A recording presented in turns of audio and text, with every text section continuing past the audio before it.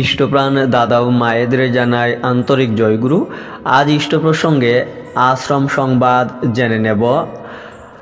এ মাসের অর্থাৎ মাঘ মাসের আলোচনা পত্রিকায় আশ্রম সংবাদে বিভিন্ন সংবাদ প্রকাশিত হয়েছে, তার থেকেই এই সংবাদগুলি সংগৃহীত। গত 9 জানুয়ারি 2024 ইংরাজি মঙ্গলবার পরম প্রেমময় শ্রী শ্রী ঠাকুরের পবিত্র স্মৃতি বিজড়িত মানিকপুরে পূর্ণ বনভোজন উৎসব আচার্যদেবের উপস্থিতিতে যথাবিহিত মর্যাদায় অনুষ্ঠিত হল। শ্রী শ্রী আচার্যদেবের নির্দেশনায় প্রয়োজনীয় সংস্কার সাধনের ফলে যুগল মন্দির প্রাঙ্গণ একদিকে যেমন দৃষ্টিনন্দন হয়েছে, অপরদিকে দর্শনার্থীদেরও স্বাচ্ছন্দ্য বৃদ্ধি করেছে।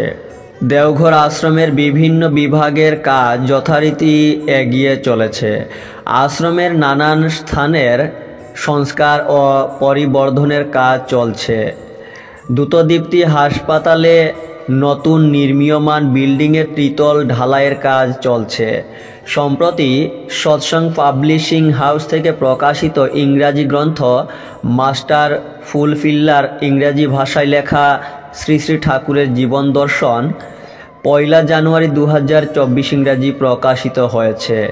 কয়েকদিনের মধ্যে প্রথম মুদ্রণের সমস্ত কপি নিঃশেষ হয়ে যায়। দ্বিতীয় সংস্করণের কাজ চলছে।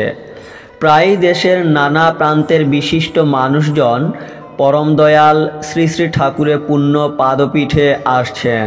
তাদের মধ্যে থাকেন সামাজিকভাবে প্রতিষ্ঠিত ব্যক্তিবর্গ, রাজনৈতিক ও প্রশাসনিক কর্তা ব্যক্তিরা।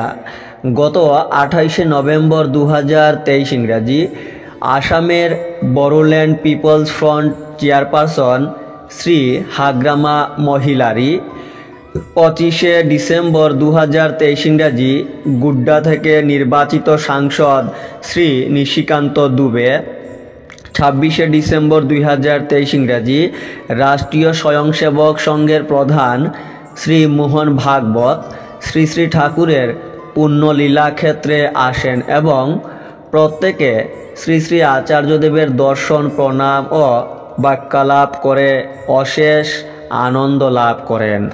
এই সংবাদগুলি লিখেছিলেন কৃপা সিন্ধু রক্ষিত, সৎসঙ্গ দেওঘর, তারিখ 14/1/2024 ইংরাজি।